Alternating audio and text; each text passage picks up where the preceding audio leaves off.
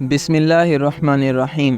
صدر الافاضل حضرت علامہ سید نعیم الدین مراد آبادی رحمۃ اللہ علیہ فرماتے ہیں کہ اگرچہ امام حسین رضی اللہ تعالیٰ عنہ کی شہادت کی خبر مشہور تھی اور کوفیوں کی بے وفائی کا پہلے بھی تجربہ ہو چکا تھا، مگر جب یزید بادشاہ بن گیا تو اس کی حکومت و سلطنت دین اسلام کے لیے خطرہ تھی، اور اسی سبب سے اس کی بیعت ناروا تھی، اور وہ طرح طرح کی تدبیروں اور ہیلوں سے چاہتا تھا کہ لوگ اس کی بیعت کر لیں۔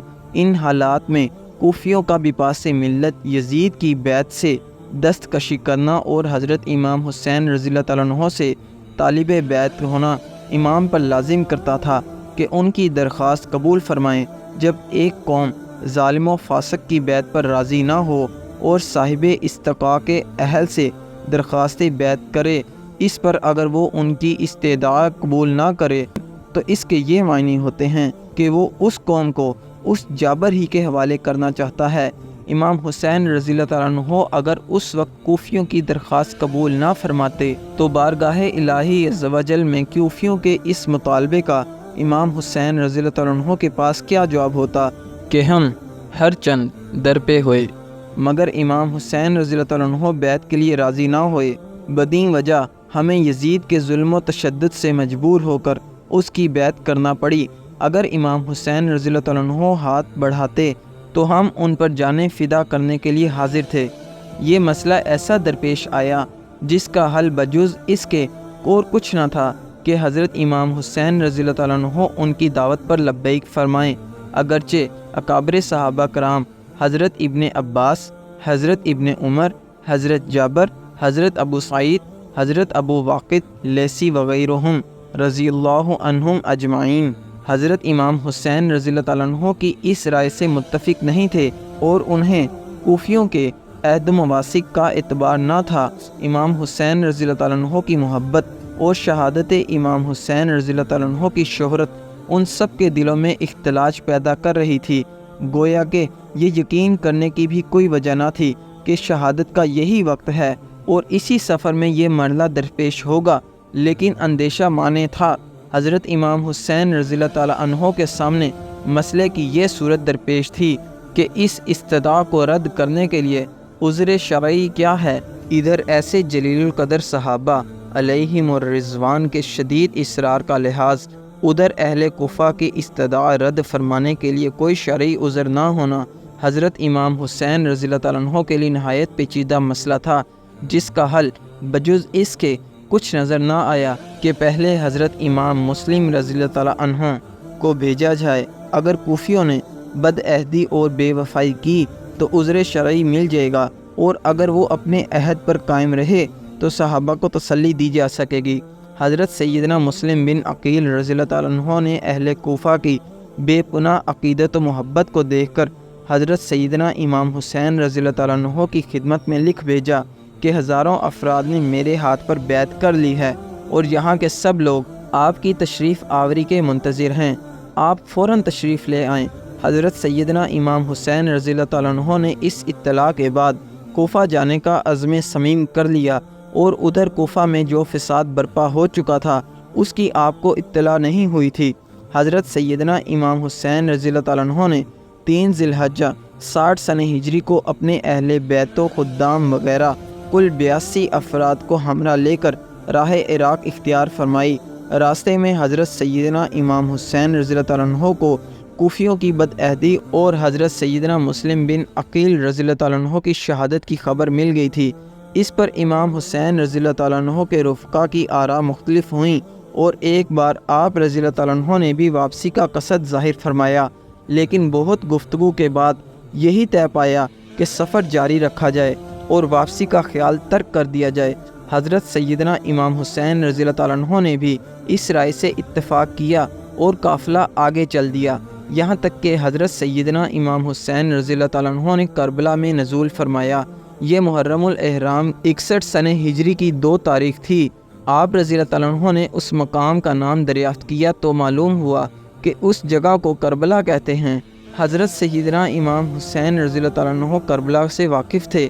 آپ کو معلوم تھا کہ کربلا ہی وہ جگہ ہے جہاں اہل بیت رسالت کو راہ حق میں اپنے خون کی ندیاں بہانی ہوں گی۔ انہی دنوں آپ رضی اللہ تعالیٰ عنہ کو حضور سید عالم صلی اللہ علیہ وآلہ وسلم کی زیارت ہوئی۔ حضور صلی اللہ علیہ وآلہ وسلم نے آپ کو شہادت کی خبر دی اور آپ کے سینہ مبارک پر دست اقدس رکھ کے دعا فرمائی، اے اللہ حسین کو صبر و اجر عطا فرما۔ پھر ابن زیاد نے سیدنا امام حسین رضی اللہ تعالیٰ عنہ کو ایک خط لکھ بھیجا کہ یزید کی بیعت کر لیجئے۔ جب وہ خط آپ رضی اللہ تعالیٰ عنہ کے پاس پہنچا، آپ نے اسے پڑھ کر پھینک دیا اور خط لانے والے قاصد نے فرمایا کہ اس وقت میرے پاس اس کا کوئی جواب نہیں۔ ایلچی نے آ کر ابن زیاد کو بتایا تو جواب سن کر ابن زیاد کا غصہ بھڑک اٹھا۔ اس نے لوگوں کو جمع کیا، فوجیں تیار کیں اور ان کا سپہ سالار عمر بن سعد کو بنایا جو ملک رے کا والی تھا۔ اولاً اس نے پہلو تہی سے کام لیا۔ اس پر ابن زیاد نے کہا کہ یا تو لڑنے کے لیے تیار ہو جا یا پھر رے کی حکومت چھوڑ کر گھر بیٹھ جا۔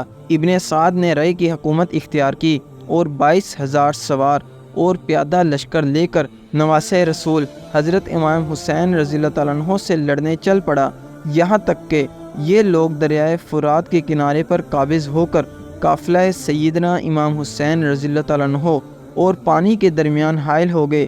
یہاں یہ کارروائی ہوئی کہ سب خیمے ایک دوسرے کے قریب کر دیے گئے۔ خیموں کے پیچھے خندق کھود کر اسے نرکل وغیرہ خشک لکڑیوں سے بھر دیا گیا۔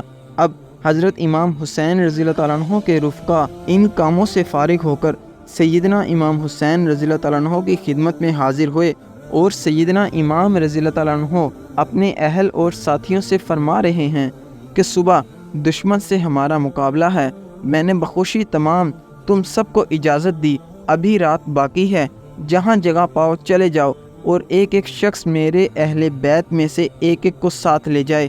اللہ عز و جل تم سب کو جزائے خیر دے، دیہات و بلاد میں متفرق ہو جاؤ یہاں تک کہ اللہ تعالیٰ بلا ٹالے، دشمن جب مجھے پائیں تمہارا پیچھا نہیں کریں گے۔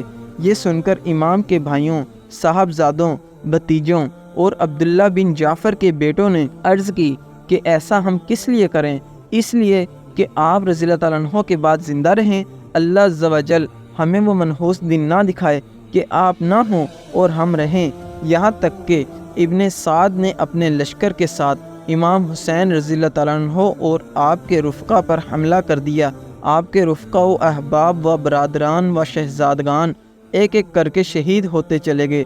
تقریباً 50 سے زائد افراد شہید ہو گئے اور بالآخر حضرت سیدنا امام حسین رضی اللہ تعالیٰ عنہ کو بھی بڑی بے دردی کے ساتھ شہید کر دیا گیا۔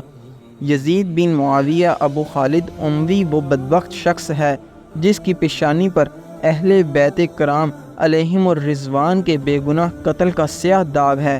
یہی وہ شخص ہے جس پر ہر زمانے میں پوری دنیا اسلام ملامت کرتی رہی اور قیامت تک اس کا نام حقارت سے لیا جائے گا۔ محرمات سے نکاح اور سود وغیرہ ممنوعات کو بھی اس بے دین نے اعلانیہ رواج دیا۔ مدینہ طیبہ و مکہ مکرمہ کی بے حرمتی بھی کرائی۔ اللہ اکبر۔ تاریخ اسلام میں یزید وہ پہلا شخص ہے جس نے اپنے اقتدار کو دوام بخشنے کی خاطر نواسہ رسول حضرت سیدنا امام حسین اور اہل بیت اطہار رضی اللہ عنہما کو کربلا کی تپتی ریت پر بھوکا پیاسا شہید کروایا۔ اللہ اکبر۔ اللہ تعالیٰ یزید کو جہنم کے آخری درجوں میں جگہ دے، آمین یا رب العالمین۔ بے شک ہم مسلمانوں کا دین ایمان ہے کہ شہید تو زندہ ہیں، اصل زندگی شہادت کے بعد ہی شروع ہوتی ہے۔ جزاک اللہ۔ اگر آپ کو یہ واقعہ پسند آیا تو ویڈیو کو لائک کریں، چینل کو سبسکرائب کریں اور بیل آئیکن کو پریس کریں تاکہ میری آنے والی ہر نئی ویڈیو سب سے پہلے آپ تک پہنچ سکے۔ جزاک اللہ۔